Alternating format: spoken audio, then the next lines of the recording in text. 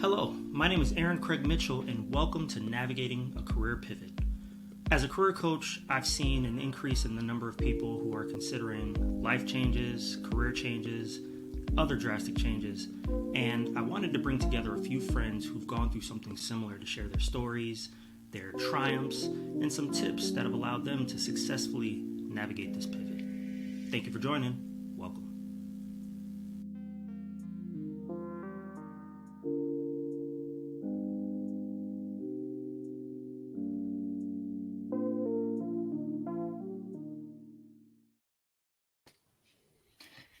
Hello. Hey. Hello. How's everybody doing today? Great. Good morning. Happy to be here. Happy to be here. Happy to be here. Happy to be alive. I'm glad that we're continuing to move forward in this wild and crazy world. But first of all, I just wanted to thank Stephanie, LaShonda, you for making the time to join me on this conversation today. I've been having a lot of conversations with people lately. As y'all know, and I'm sure everybody knows, I do a lot of career coaching. I do a lot of life coaching.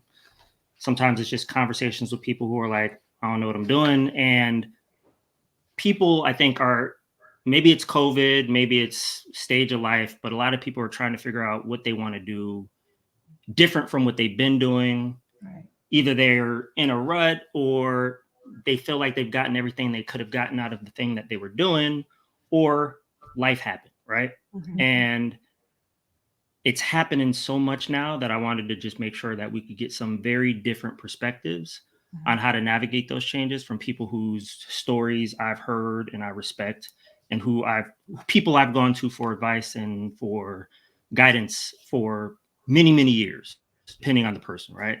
So thank you so much for joining. And I want to jump right into this conversation and start off just asking each of you to tell us maybe a minute worth of who you are, where you're from, and what you're currently doing. And then we're going to spend some time really unpacking the stories. So let's start with LaShonda.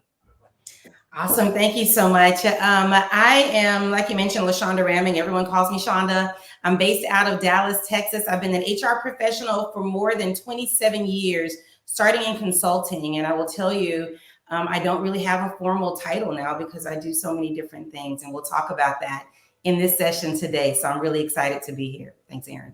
Thank you, Shonda. You. Hi. Good morning. Thanks for having me. My name is Yu Lee. I'm in Los Angeles. I am a writer, director, artist who uses stop motion as my medium. And I've been a fashion designer for almost 2 decades. I had my own fashion brand. And I needed a career change. I wasn't quite happy with what I was doing. And I decided to transition over to animation, which I'm really happy with. And I'll talk about that later, but that's my story. Thank you. And Stephanie. Wow, where to start? I've known Aaron, I guess, since our 20s. I've done a lot of things. Right now, I'm in recruiting for Endeavor Energy Resources here in Midland, Texas. I'm originally from St. Louis, Missouri. My journey has been long and windy. I'm sure we'll get into the details, but I was a trailing oil and gas spouse for 23 years. I was in operations management. My career has done some interesting turns. I was a stay-at-home mom for 13 years. We were an expat overseas for 8 years. All that got me to here, and the journey's still going. Thank you so much, Stephanie. And just a little quick note on how I know all y'all. LaShonda and I met at a LinkedIn Connect conference, LinkedIn Lead conference, back in 2019, was it? Mm-hmm. That's right. Right before the world came to a pause. Yeah. Right. And I remember when I met you, because it was like maybe 200 HR professionals, and you said something in one of these like small meetings, and I'm like, ooh, I want to know her. And I just kept like trying to follow you and like be in the spaces you were in, because I wanted to make sure that I could impress you. And eventually we started talking, and then like we hit it off, and it's been cool ever since. It's been awesome ever since. Yes. So we've known each other now, I guess, what's this? 2005 years. Yeah. And then you and I met at Taekwondo. Yeah. Wow. We weren't taking it. No. Our daughters were taking Taekwondo, and I try not to bother people. You tries not to bother people, but we were sitting down, and I think she said something like, asked me a question or whatever, and we started talking, and it was right around the time that you were transitioning into animation, and it was when I first started working in animation at Netflix. Mm-hmm. And so we were like, ooh, this is cool, but both of us don't know what we're doing, so let's just keep talking. So we've known each other now for about 6 years. And then Steffi and I met 20 years ago in Bakersfield, California. Both of our spouses were working for Chevron. So we were the non-Chevron spouses that had to make sense of oil and gas every party we'd go to. And we were both in HR, so we started bonding over that. And I was lost, and I was trying to be a musician. I was trying to be all these other things. HR was like the side hustle. And Stephanie's like, you need to get your life together.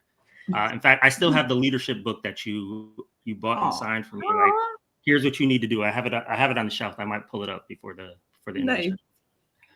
So that's how this all came together. So let's start with, actually, who wants to start? Just to kind of walk us through what you were doing before, what made you want to do something else, and what was the first step you took to really make it happen?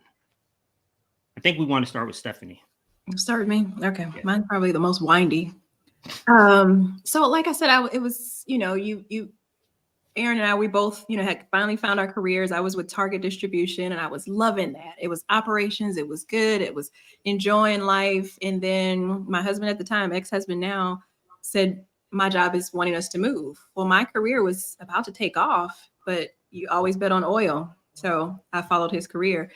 And then we did China and Indonesia and Australia. And I loved that. I loved that part of life. But there was always that weird feeling of, I gave up so much, right? So, then you become a mom, and then your focus is that, right? And my focus was moving us. We moved like every 3 years. So finally we repatriated in 2017 to Houston. And at that point it was, okay, my son's a little older now. What am I going to do with my life? And it was scary because I wasn't sure who I was. So again, another quick move. We moved to Midland, and I had a career coach. The company, gives you all these resources and all these benefits, and keyword benefits is a big deal.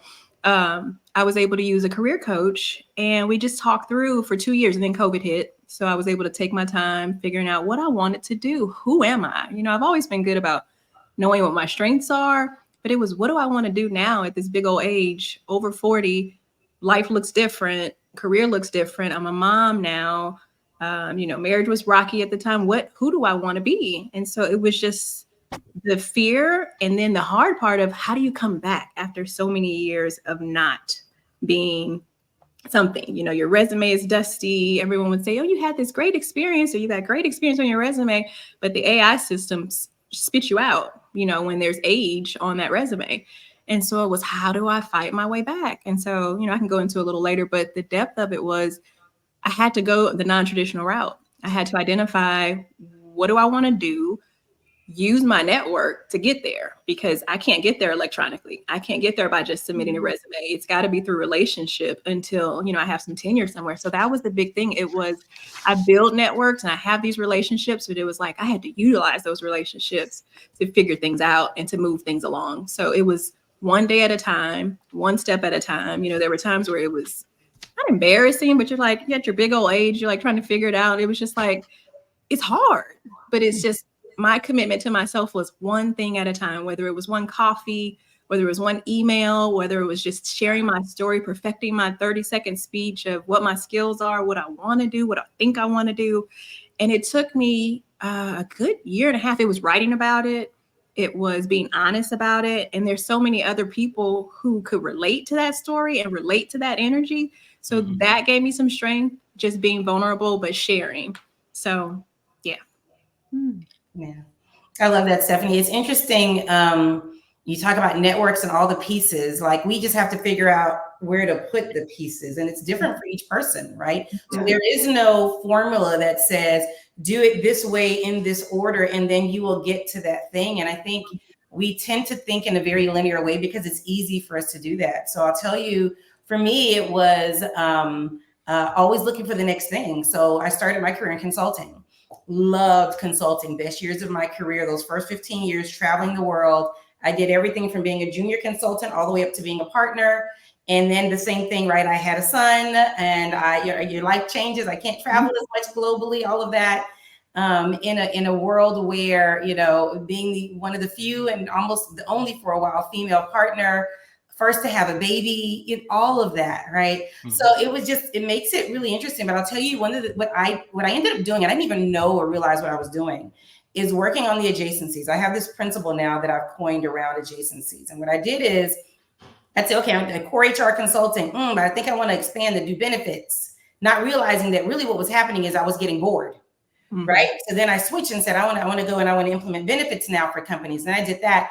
And then I said, I want talent management and learning. And I just built on the adjacencies of what I did, building on the credibility of what I had, but something that was close enough to it where I could go deeper. And that's how I've managed every change from that. I've always done it. But the moment that I realized what I was doing was the powerful moment. It was the moment where I said I could explain to others, oh no, I build on adjacencies. I look for those things that are right around. And then from there I make one change and go to the next change. And I did that for so many years. And with this last one, my role was eliminated. And now that was a different situation where it wasn't me in control. And I had to figure out, and I also had to figure it out, but I also had to come to terms with a few things. One of the things I came to terms with is I am not one thing. I don't have a title. Mm-hmm. I am a portfolio of things. And I've said this now for the last few years. And that's why, and if you put me in a box, I'm going to struggle, right? I'll do it. And, I look like I'm having a great time, but I'm in a box and I don't like being in a box. So anytime that happens, I find myself pushing out the box. And now I ask questions. Tell me about your operating model, because I'm trying to figure out the box. Is the box small or is the box wide? Because I know I need a wide box. And then I reflected, who are my best managers? My best managers have been the ones where they gave me a wide runway where I could do what it is I wanted. And that's where I was able to do my best work. So for me, that's kind of how I've managed the last, I could say over 27 years. I can't believe it now in HR, but I've done so many things in HR. When people look at my background, they're like, it is so rich of things, but they have a hard time going, you need to be here or there. So when I would have my leadership ask me, well, what do you want? I'm like, I really can't tell you. It's not because I'm not ambitious. I can't tell you what I want other than doing great work and continuing to grow and expand. So that's how I've managed each of the pivots and changes that I've had. And instead of looking at them as negatives or cons, because it looks busy, I look at it as my own personal quilt. Like even my office behind me, you guys can't tell, but everything behind me means something. And it is representative of something I've done in my career or my life. And at the end of my life, I want to be able to say, I did the things that I wanted to do. So yeah, I don't want to be in a box, I think, is my story. And then how to create those adjacencies to get to the next thing. Love it. Love it. Thank you so much, Shonda. Yeah. I love what you just said. I have to follow that. Wow. Okay. So no, I agree. And I started my career. I've always thought since I was a little kid, because I love going to museum and I had parents who supported that I wanted to be a fashion designer, because I came to America when I was 10-ish, and they took me to Metropolitan Museum Bar, and there was a big Christian Dior, Yves Saint Laurent exhibition, and for 10-year-old, and that was just amazing. I'm like, I want to do that. So I always stuck with it, had all the art training in the world, very supportive parents, and went to fashion school, Otis College of Art and Design, and got a job before I even graduated. And that was that. So that's how I entered the fashion industry. But fashion industry is interesting. It can be quite, it's very competitive. It's very materialistic, right? Mm-hmm. So it was very difficult to stay in that box. I'm gonna plagiarize LaShonda now, and I knew that personality-wise, character-wise, it was going to be a great challenge for me, and it was. And I worked for companies I wanted to work for 2 years, and I couldn't do it anymore. And when there's abuse going on at work, there's two things you can do. You can become the abuser, or you just take it, or you just have to quit. And I always chose just to walk away, because I always thought, I'm better than this. I can't be part of this. So I was really broke. I remember that year, 1999. I always talk about it. Couldn't even afford $3 cookie. That was my I'll never be poor again moment. And I started and I didn't know what to do. So I just started making my own little things, and I sent it to Sundance catalog, and they actually placed an order, and I didn't know what to do. It was a really scary moment. And I was like, well, if I fulfill this order, that means I'm a real company. And it was really taking that first step. And luckily, be nice to people you work with. And I work with a lot of vendors, and they really wanted to support me. So they donated fabrics for free because I didn't have any money. So my husband and I were up all night making this quilts and little coaster quilts, and I shipped it, and that was the beginning of my fashion career. So I put that money into opening a new fashion company, and there was a casting call for Henry Bendel. They picked up the line, and then soon all the other department store picked it up. So it took a while, but it did. I grew it out of my living room for 1 year. Took it to New York, had 5 offices at one point, sold it to over 400 stores a month. So I did all the things I wanted to do, but yet I was incredibly unhappy, because I'm always this person who's always asking why. What is this about? Why am I doing this? And I always, struggle with the fact that it wasn't anything positive in a way. I was just contributing to the pollution and all this mess and the stress and dealing with the factories that overseas.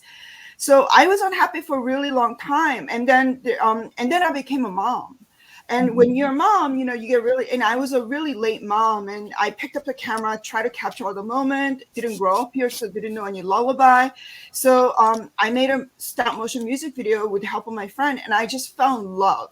And when you're a creative person and you're doing something that's right, ticks all the right box creatively, it's just a dream. So I ran with it. So for 2 years, I made 3 stop motion music videos for my daughter, ABC Phonic, all Tooth Fairy song. And I was, thinking it's a really expensive hobby. What do I do?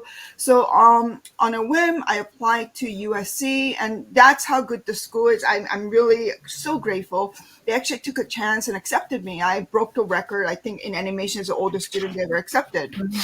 So I went in there, and it was really hard. And I don't want anyone to think that going back to school after 25 years is easy. It wasn't. And I didn't know any software. I just remember just crying the first day in a parking lot, calling my husband, and we just made a biggest mistake. We need to get our tuition back.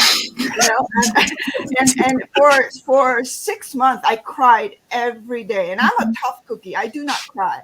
So, and I remember this, and I have a wonderful department chair, Teresa, and I remember her getting in the elevator, and everybody knew I cried, and she just looked at me, and she saw my eyes were red. She's like, just stop crying. It's really hard to get in here. Just get to work.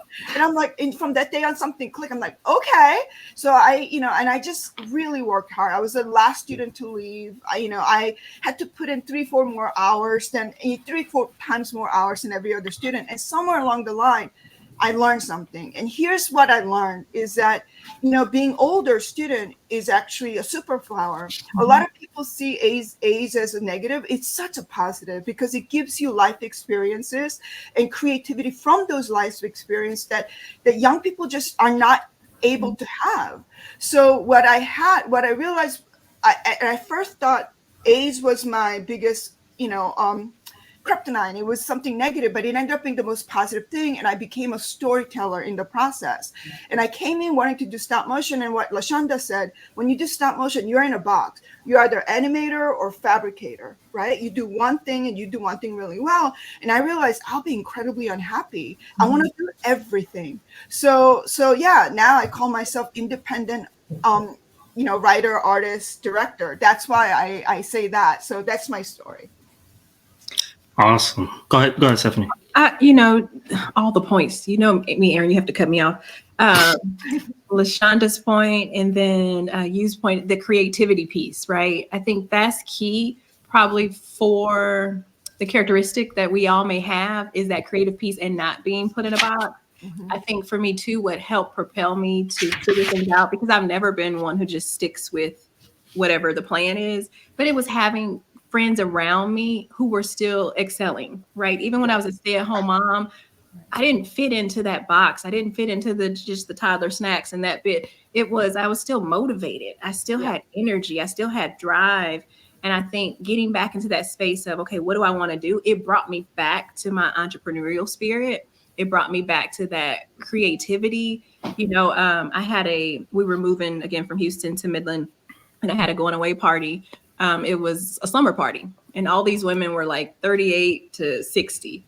And there were like 18, 20 women in my house with sleeping bags, whatever. But our process of getting to know each other, we got to know each other on this app, and I shared with each one of them how I got to know them, right? And there was this energy of I knew her from this and I knew her from this, but they were so motivating for me in all these different relationships. But the magic was when we all got together, it was this safe space, these powerful women who were moms, who were, leaders, lawyers, there's a doctor, but we all just got to be silly and we got to be re-energized. And in that space, I was like, there's something here. Yeah. So that creative energy and that entrepreneurial spirit. So taking that, those 2019 now to 2023, my best friend and I now have a podcast, and we're creating an app that's creating this space. And so it's kind of like what we're doing right now. It's just that safe space for you to be yourself, because we all have a face, when we're out in public, and we all have this career, and we all have, like you said, these titles. But the reality is we are so many things, and we do so many things.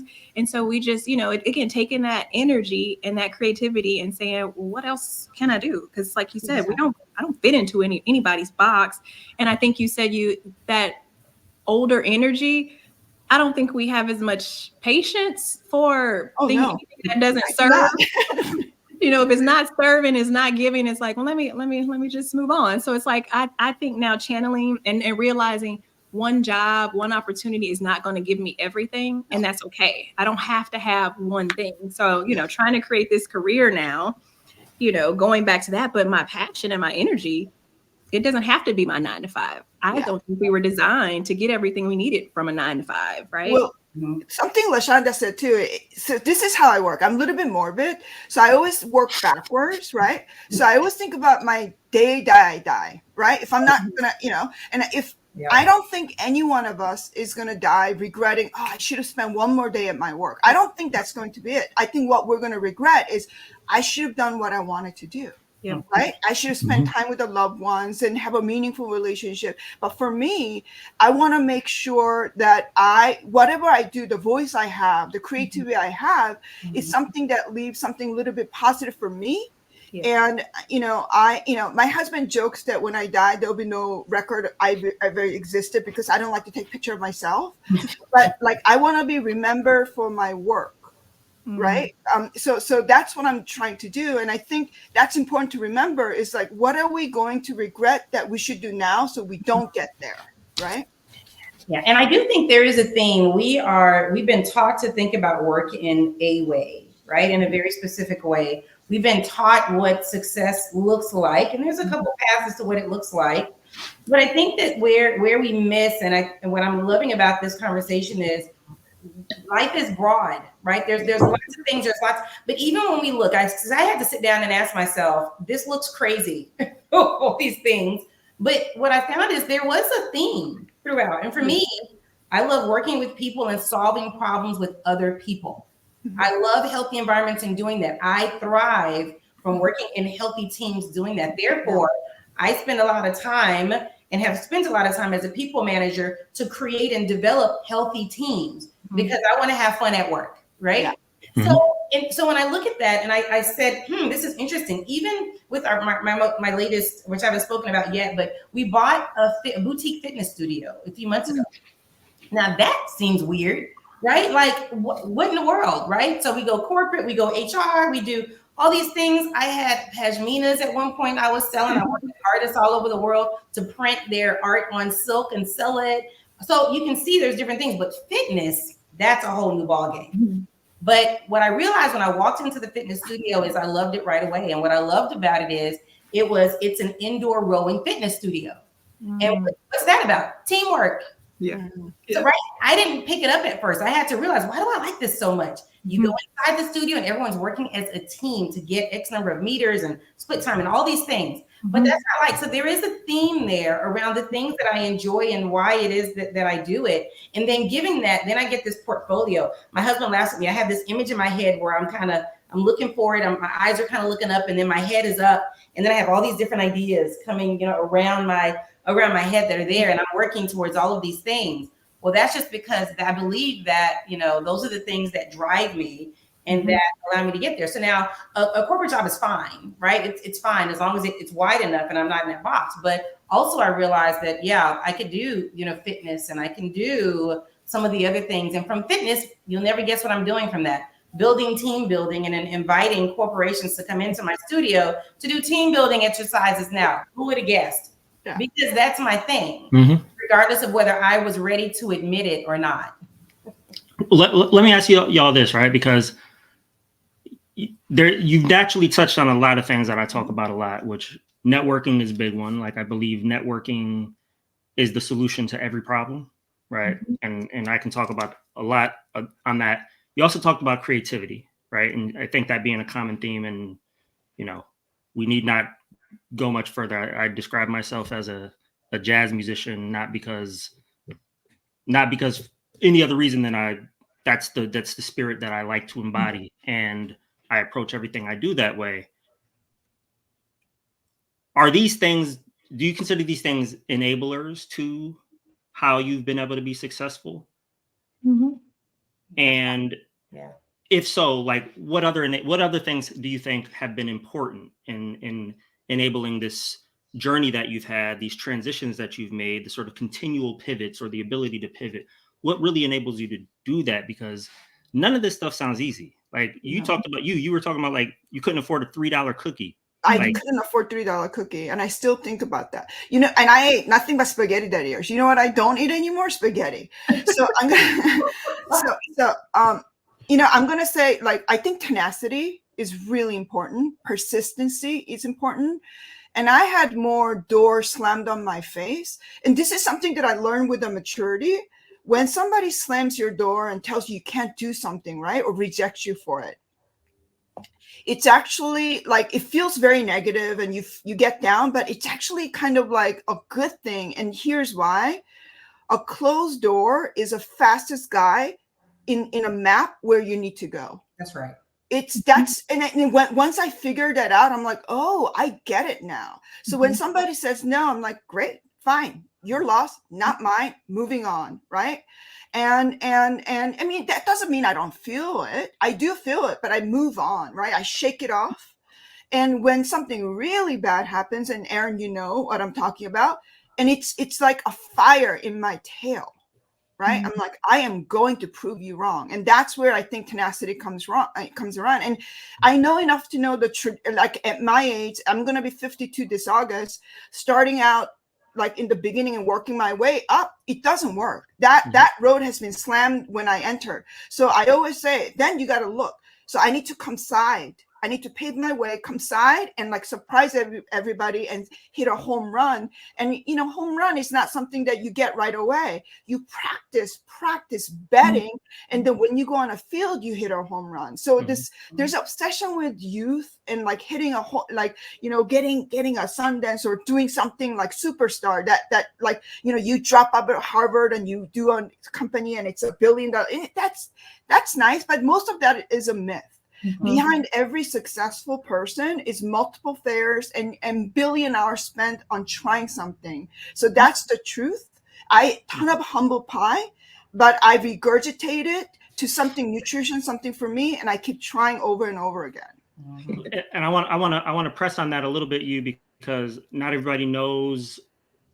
So you has an animated short on HBO Max, or Max, whatever it's called now, Max, called Welcome to 8th Street. Beautiful little story. And I want you to just talk about the probability of something like that happening for somebody who started stop motion animation, 6 years ago in their 40s. Well, yeah. So So there was what I was told that when they put out a casting call for that, there was 1,100 applicants, right? So and they chose, I believe it was 8 stories, and it's so you could do the math there. And I think that before that, though, there was another casting call called Film Independent Project involved. So I got grant for that, like a grant, and did 7.8 ounce, which led to this, right? And before that, I did a student short called Poem by Alba. And here's the thing, and this is what I tell. I was just at USC talking to a class, and I told everybody, magic happens when you complete something. Right? Whether it's good or bad, you need to complete something to level up and then try again and again and again. So HBO happened not because, I did a good pitch deck. I did do a good pitch deck because I was able to learn from a previous pitch deck, and I was able to do a previous pitch deck because I finished my student short. And before I did the student short Poem by Alba, I did a really, really bad short called Wild Turkey, which nobody ever saw. And before that, I did a music video for my daughter. So yeah, I mean, it's hard. And I don't want people to, I think luck plays probably 2%. And it's a lot of work. And, and I get rejected too. I mean, it's not just HBO. I applied to other things too. And I'm still applying for other things because I've decided to go independent, audacity of going independent after all this, but I think that's the only way. I told people, like, the only way I'm going to be heard as somebody who's older, somebody who's a minority, somebody who's a woman, and get to direct anything in Hollywood is I have to make something that's undisputably amazing, that it just shuts all the doubts out, and they have to give me a chance. So whatever it is, I have to get there. And the fact that I'm not there yet, is because I haven't made something undoubtedly great. Man, I love that. You just touched on a few things, right? So you got tenacity, you got work ethic, you got skill. Yeah. Baseline, right? Just by spending time, you're going to get the skill. You're going to get better at it because you're doing it more and more, and you're learning. And I think people underestimate the time it takes to get to that. So much time. There's a lot of time and a lot of learnings along the way, and a lot of listening and figuring out who to listen to and who not to listen to as well, right? Just making sure that those voices around you are the right types of voices that move you. And even for the who not to listen to, there's still something to learn from there. We could talk about that as well. But what I love is that, because to me, that's baseline. We've got to do that. The other thing that we have to do when we talk about the network as well is, at least what I found is being successful, is listen to what other people are saying you're good at, in addition to what it is that you like. If for so many years I worked and I did not understand, like, I didn't get the fact that I was really good at certain things. My mind was just have this job, I'm doing this thing.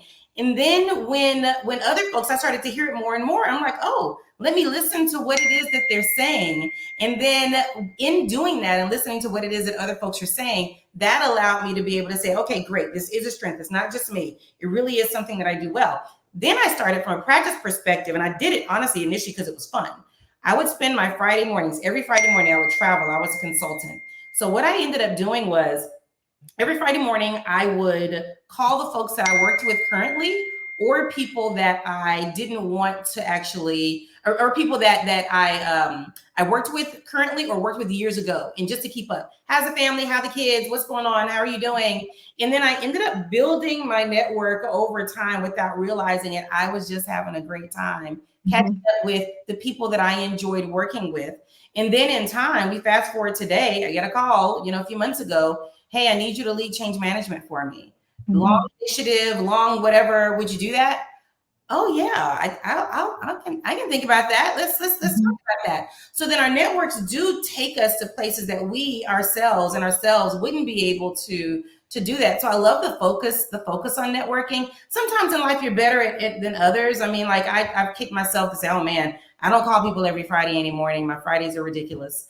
But I do try to keep it in mind, and I make sure, birthdays and all these things, and just say, hey, still thinking about you, really enjoyed, our time together. Let's try to create new memories, that kind of thing. And then that way I'm building on the network that that I have. So I love what you're saying, because I believe that skill has to be there, that tenacity has to be there. You have to learn from what it is that you've done.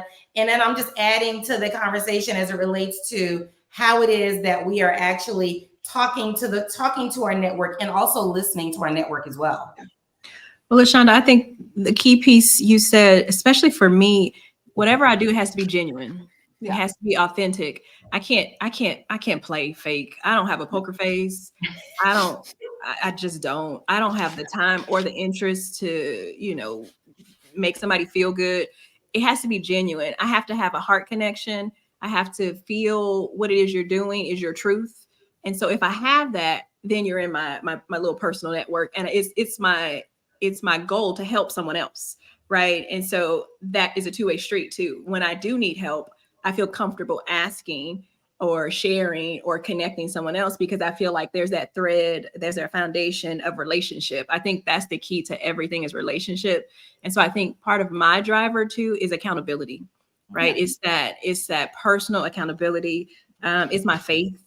And it's that reevaluating your networks, reevaluating your relationships, reevaluating what you're doing, and remembering that things that misalign, or things that are no longer serving, or relationships that are no longer serving, if it takes work and it takes effort, that I may need to put you over here in this different box. And not that it's a bad thing. It's just knowing, where am I placing someone? What value am I placing on that relationship? Is it aligned to what I'm doing right now? And if it's not, it's okay. We can't be all things to all people, and they can't be all things to us either, right? Right. And so, to use point two about that pushing forward, I think the piece there is the not dwelling. Mm-hmm. Like you said, we get no's all the time. And sometimes what I've even have even said for myself is, sometimes it's not even about me, right? That wasn't my opportunity. That wasn't my blessing. That wasn't my connection. And that's okay. Like you said, it may hurt. You may deal with it in that moment, but you can't dwell in it. Because that doesn't work with pivoting, right? Those are for folks who are in something and they stay there and they're stuck there. And I can't relate to that. I can't, if you're in something and you're complaining and your energy's bad and you're like, why? Honey, if you're not going to do anything about it, I got nothing for you. I'm a problem solver. We got to keep this train moving. What are we doing? Where are we going? Like in this last year, I've changed. This is my third job, and I didn't want that. But there was something that I knew quickly, and I had to give myself grace for that. I knew really quickly in both of those, like, this ain't it. Now, you can't always jump when the spirit moves you, right? You need insurance and you need things, but it is creating that plan of, I'm not staying in this, or I can't stay here for this reason. So what is that going to look like? Will it change? How much time do you give something to change before you jump? Because I'm sure we've all jumped at something. We're like, I didn't have to go that quick, but I did. So now I got to deal with that. Right. But can we sit, Aaron, I hope you don't mind. Can we sit here for just a minute? So it's interesting, right? You're in a situation, you recognize that it's not the situation for you, and now you have to make some decisions. Mm-hmm. You can decide you're not going to be extremely happy. You know what I mean? Like there's going to be some feeling there about where you're and what it is you're doing.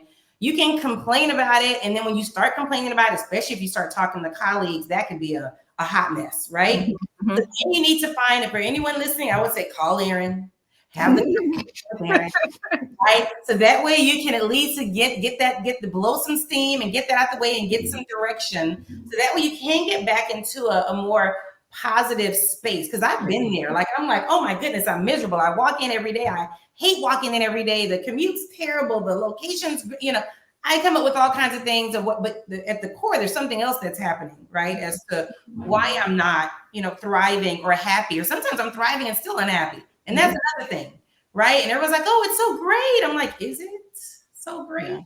Mm-hmm. Is it? Well, I want to share. So the very last job I had, it was a fashion company, a decent company. And I knew going in, the company went through a lot of people, right? A lot of designers. And I thought, I was young, I was in my 20s, and I was arrogant. I was like, I'm really talented. I'm incredibly hard worker. I'm nice to people. I can make this work. It wasn't them, it was me. So I walked in there and I knew right away, there's nothing I can do. The owner in charge was a tyrant. And I'm like, oh, this is why. And it doesn't matter how much you try. Sometimes it's out of your control, and you have this horrible feeling in your gut feeling, and you just dread going to work. I think we all had that feeling. And the best thing for me at that point was to walk away from that situation. As hard it was, as difficult it was, as broke I was going to be for walking away, it served me to walk away. Mm-hmm. Yep. That's right. Well, I think part of that too, I think there's a onus or a responsibility we have to share that with those younger than us, right? One of the jobs I had, it was a really bad meeting. It was really bad energy. And I worked with the guy who was really young, and we were leaving out of that meeting. And I said, you know, that's not normal, right? And his face lit up. He said, it's not. I said, that's not normal. You know, and everyone may not agree with that, but I just feel like we have to help people understand or help them reconnect. And so mentorship is very big for me. And just that development of trying to help someone connect. I mean, that may be the, you know, you do the Clifton Strengths. There's a teacher or something in me that just connects with people and talks with them and help them see, because if you don't get that from your parents, or you don't have a good mentor, or you don't have that natural energy, if no one tells you or encourages you or gives you the confidence that you don't have to stay in that, you make a plan. I'm not saying jump or leave or move or now, but start figuring out what is, start figuring out what serves, start figuring out where you're meant to be, because you can take from what you're getting, what you're learning. You can definitely take from your experience and take something from that for sure. But if that's not the goal, what is the goal? Yeah. Right. Well, let me ask y'all this, right? Because one, had a little slight technical difficulty. I don't know if y'all have seen the Beyonce film on Renaissance, but there's a moment where the power went out in the movie. And like a G, Beyonce is like, we do this, that, bam. And it was smoothless. It was smooth. It wasn't quite that smooth on my end. Behind the scenes, if there's a documentary, it won't look as pretty, but I missed a part of the discussion. So if I'm repeating a question on something you've already asked, just tell me. But I wonder, because you talk about this tenacity, you talk about this sort of the amazing, I think, not only sense of self that you all have, but also the willingness to give yourselves permission to change your mind should you get somewhere, right? Like, should you not like something? And I just wonder, like, having that strong sense of self, having such a sort of clarity in path and the ability to take these risks, what's the most discouraging thing that somebody has said or done along the way? Because I think, you know, sometimes you hear about tenacity and you just assume that folks are unbreakable. And I know personally, like, having had many of these conversations, that's just not the case. We just don't talk about what those breaks really look like. So I'd love for y'all to share some of that. Man, you just brought the room down, Aaron. You're right. You're wrong. But you're right. And the thing is, when we're young, right? We've already said when you're young, we think we're invincible, right? We go out and we're like, oh, I've got it. I'm going to run the world. Yes, this thing. And that's great. And then you get into these situations, and I've had a few actually, but my bounce back is what I pay attention to more than anything, right? So earlier, what? Okay, move on. What? Move on. But I'll tell you, for me, I had one that I just really struggled on moving back. I had a peer tell me, I don't trust you and I don't know you, so therefore I'm not going to work with you. I'm not interested in working. And I heard it from the peer, and then I heard it in a different way from another peer. I was new to the organization, and I said, this place is broken, because I didn't get it from one, and they joined at different times, so it wasn't like they were all old timers or whatever. And when I tell you, I was shook, because for me, that meant I wouldn't be able to do what I like to do, work in healthy teams. Not one.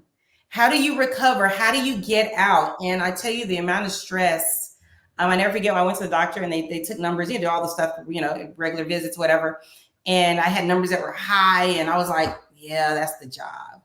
So, so you realize it. So for me, I knew I needed to get out, right? Aaron, to your point of like, what do you do? I mean, like for me, I came out swinging, right? Like when I say swinging, meaning more like, okay, I'm going to do this. I'm going to put extra time on your calendar. I'm going to get to know you. I'm going to do this. I'm going to bring you food if you want. When I see, I'm going to, whatever it is that gets us to a point where we can see each other as human. But I failed. And it's the first time in my career I failed. Like I couldn't do it. There's nothing I could do to be able to to get out of that. And then I started to go to my leadership to say, can you help me? I need you to help because this is not good. And I failed all up. But sometimes you just recognize it. Some things are just a failure. Some things you just, and that's okay. You move on to the next thing. So for me, I moved on to the next thing and then, develop that. So for me, that's what I look at and what I pay attention to is my recovery. Am I dwelling in that thing too long? Because I need to move on because my brain, I had a lot to do before I retire and even post-retire. What is retirement? But I've got a lot to do and this thing is getting in the way. I got to move on. So that's how I think about it. Thank you, Shonda. I don't know, you do. And yeah, you, Stephanie. Yeah. Well, didn't mean to bring the conversation to no, it's not down. I mean, it's the reality, right? So, I mean, I think like it's when you're changing something in late, I mean, it's like every step of the way, you're going to hear from somebody and some people who cares about you, why you shouldn't, right? I was told when I said, I'm going to go back to school, people are like, even some of my own family, like, why waste money and time? This is bad. You already have a successful career. And, and when I entered, I remember going to CTN, which is an animation conference, and I went to a stop motion studio and they had a stack of application for intern. And that was such a great moment. So I approached, introduced myself and asked for the application. I remember them. They literally grabbed the stack and hit right in front of me, like slow motion, and said, we ran out of application. So, and then I was like, okay, but I gave ride to a bunch of international students. So I left after that. And most magical thing happened that day. So I came back to school next day defeated. And on my desk were a stack of application from each student that I gave ride to. They didn't know what happened. So they grabbed the application from me because they knew I left. So, and it was like such a beautiful moment. So it's what I try to focus on, right? Even HBO, it was, but it's what I focus on. Am I proud of what I've done? Am I proud of the people I met? Did I level up? Absolutely. So I think every no is a ground point for, I'm sorry, I'm going to say it. F you. I'm going to prove you wrong. And I'm going to school you and I'm going to move on to something better. Yeah. And you said something, you and Stephanie, please share your thoughts as well. But there's something important about like, what do you feed, right? Like what are the stories that you give life to? What are the feelings that you decide are going to be true? And I think in that moment you had a choice, right? Do I want the no, and the removal of the applications to be true? Or do I want the people who appreciate me, who saw me as a meaningful part of their journey, do I want that part to be true? And I think for you, like you're always feeding that part that you want. Yeah. And you're always starving those other ones because otherwise I don't think you could get to where you are. And remember, I said sometimes you need luck. And this is where I got so lucky. When my chips were down, like there were times that it was down. I had one teacher who literally took my equipment away so I couldn't animate, right? And then something happened. Like most wonderful person entered in my life and became my mentor, a guy named Brad. And he became my mentor, and I'm so eager to make him proud. Even now, it doesn't matter how old you are. It doesn't matter if your mentor is even younger than you. I don't care. Your mentor is somebody who has more experience than what you need, right? Somebody who's more experienced than you. To me, that's a mentor. So I appreciate him so much, and everything I do is to make him proud and make myself proud. And I have Ruth, a writing partner. I have Aaron I go to when my chips are down, when I need to, sound shoulder to listen to. So I think you find your tribe of support that will carry you through. And I think one of the most important thing, though, is to have peace at home. I think that's really important because your home is your foundation, right? And even if it's just you living alone, you need to make sure you are nurturing yourself. You're surrounded by positivity, because if you have a chaos at home, it's really hard to thrive. Focus.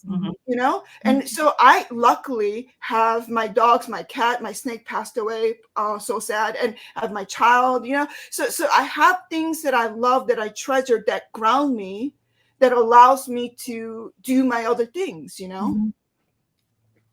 Thank you. I think it's balance, right? You mentioned that. I think for me, it's the balance. There's been a lot of frustrating things as you try to carve out a new space for yourself. I don't have a lot of time for it, right? I feel like I'm 45. I keep saying, I've got 5 years to figure out what I'm doing. But at the same time, I've got an 11-year-old and 5th grade is kicking my ass right now. So any time away from him or building him up into the little human he needs to become needs to be value added. So I don't have a lot of energy for negativity. I don't have a lot of energy for moping or dwelling. I had someone who became a mentor, and she told me when she said, "You're shrinking, or you're holding back. I forget her exact words. Basically, you're retreating into yourself instead of being your full self." And she was like, "Don't do that for them." She was like, "You show up fully who you are at all times." And I was like, and I took that. I understood what she was saying. I understood what she meant, because I was in a job that felt stifling a little bit. And so I did feel that, but I just kind of felt like, if I can't show up and be my full self here, I'm not wasting my time. I could force it. I could fight it. I could change it. And I eventually changed it. Or I could look at the other things. I've got several business opportunities. I've got, like I said, my child, I've got my health, I've got my mental space, I've got my girlfriends, I got my squad. So I have so many other things. I don't have time for it. Yeah. And I think that's what propels me, maybe. But it does take courage, though, to do that. So yeah, that's true. Right. You have to make up your mind. And there are moments where I'm like, I'm not going to have courage today. Today's not. And there's many times where people say, man, you tend to speak your mind, or speak, and I do it in a very respectful way, but I do try to be the voice, but I do recognize even that takes energy. Yep. Because then that takes courage to go against whatever is happening in the ecosystem or in the room, to say what needs to be said, or to move something that needs to be moved, or to befriend or support someone as well. But I love what you said. I just want to recognize and call out for our audience that it takes courage, and we have to make up in our minds that we are going to be courageous. We're going to do those things so we can actually make an impact. And the thing that I'm always amazed at, I may have a lot of anxiety going into saying something that I know I'm supposed to say or need to say. And then after I say it, it's like, yeah. And then you end up getting that reputation to say, oh yeah, she's going to say it, and just listen to her. And then that feels good too. It's like, okay, great. So I just want to encourage people to have that courage. It does pay off. We need that, and we need it in all aspects. Everything that we've talked about here takes a level of courage to do, right? So to wake up and realize that this is the thing I want to do, I'm going to take the no's. I'm going to celebrate the yeses. I'm going to say what needs to be done. I'm going to keep moving forward. I'm going to be convicted, Stephanie, to your point about what it is I believe. So I am true to me, being me, because I believe I am a gift to the planet and I am unique. And in that means that not in being arrogant, that is in being recognizing that we're all different and we bring different things to the table. So if I'm not bringing my thing to the table, then the ecosystem I'm in is not benefiting from me. Yeah, that's it. Well, you made a good point too. It's that because, when you do have this courage and you have this energy to move and to progress in the areas you want, you still have to build yourself back up, because this is energy draining. Yeah. Right. So it is that, what are you doing for you to build yourself up? What is your fun? What is your joy? What is your peace? Right. What are you doing for you? Because come Monday morning, when you're ready to hit the ground running, you are off and running. If you're coming from an empty tank or half full tank, you can't give your best self. You can't show up fully in a space. You can't speak up when someone needs to hear something. You can't support someone when they call you, right? So what are you doing for yourself? And acknowledging that the mental space has got to be right in order for you to operate at 100%, right? Mental space should be the same regardless of the job. It's not about the job. It's not about the thing that we're doing. It's about how we live our lives. Right. So when I find myself, I've got a book here in front of me where I write notes like, here are the things I'm grateful for, whatever. Man, there was a time I lived by that book. And that's when I knew something was wrong. I'm like, oh my goodness, I'm grateful for 1, 2. I can't think of a third thing right now. And then I got to, right. So then I realized, okay, something is wrong, because this isn't life. This is you trying to get through the day. Right. And then forcing it to happen. Oh, let me sprinkle some happy meetings in between all the bad ones, and let me do all the stuff. And it's interesting when I recognize what I'm doing, that's I'm like, okay, bigger problem here that you need to handle. Yep. Well, look, I feel like 60 minutes was not enough time for this discussion. We should have done it in parts.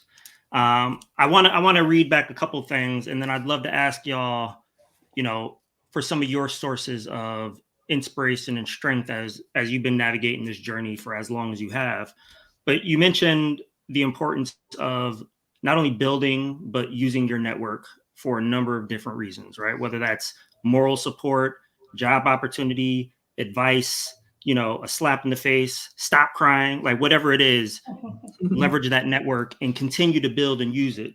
You talked about creativity, the importance of really, I think, living in it. And I think a lot of times people think about creativity as something that you either have or don't. No, and I'm a firm believer that creativity is something that can be cultivated. Yeah. Right. And it sounds like you have all been actively cultivating that creativity. And the thing that we need to encourage more of is just more active cultivation of creativity, because all of us have kids. And when you ask kids to use their imagination, they push you out the way, right? And they get to it.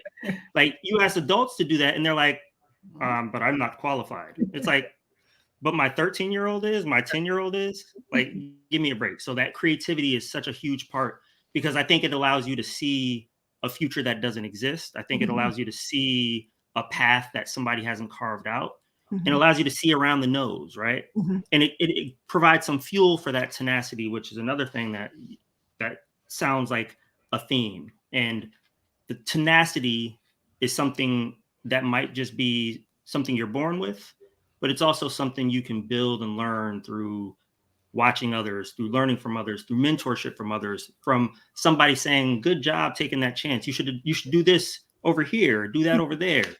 But again, the balance, making sure that we're not throwing all of our eggs into one basket, because if we are living this portfolio life, like Shonda said, like, how do we make sure that we don't go all the way in one direction and lose everything, right? Especially when we have to be there for our friends, our family, our children, our loved ones, our pets, our snakes. So balance. We also talked about like the necessity of courage.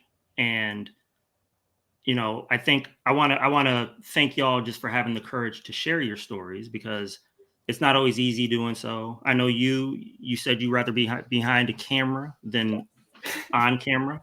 So I know how much it's taken for you to share some of this with us. And I really appreciate that. And I think all of this serves to just model, that if I'm somebody who's sitting at that crossroads and I'm looking at one path, and that path is, the same old, and maybe that's misery or dissatisfaction, or it's the small little box, and that other road unpaved, but it's a big old box, or it's something that I really want. I think everything that you're saying is like, just take a step and then take another step and then take another step, right? Because you said something special that I circled, which was magic happens when you complete something, right? And I think about all the people who say they want to do something, and it's like, did you write that thing? Did you even write the post? And it's like, I haven't gotten to it yet.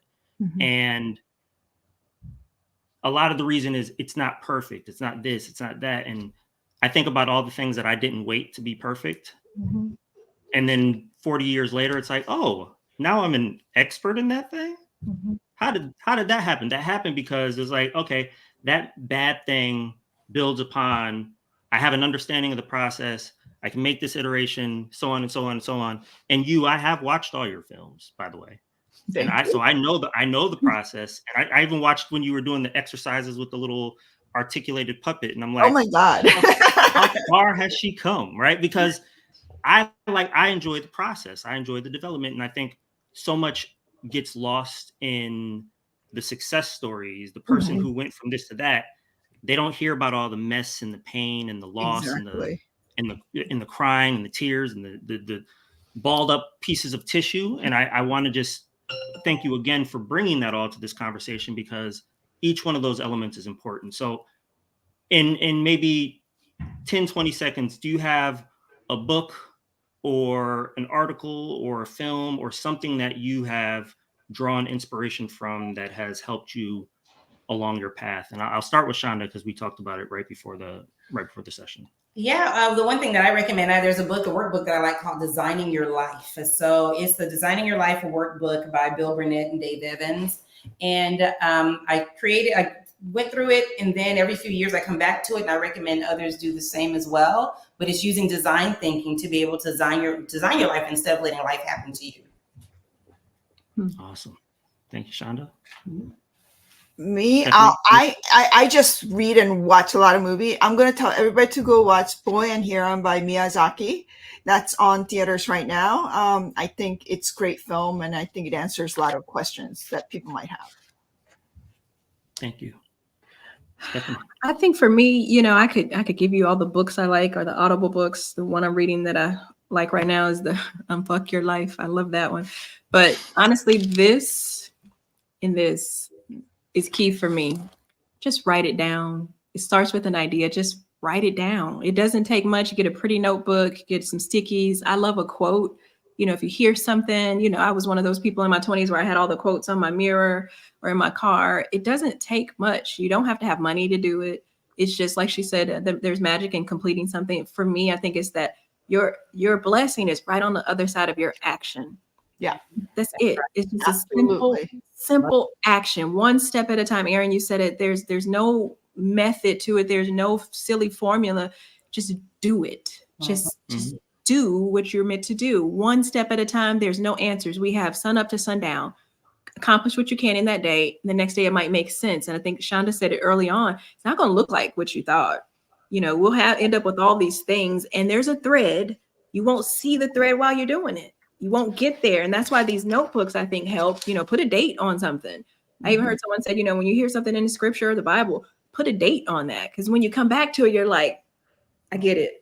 I get it now. So you're not going to get it in the moment. It may not feel right in the moment. Are you accountable? Do you feel good when you laid your head down and I did something this day to serve me? Do that.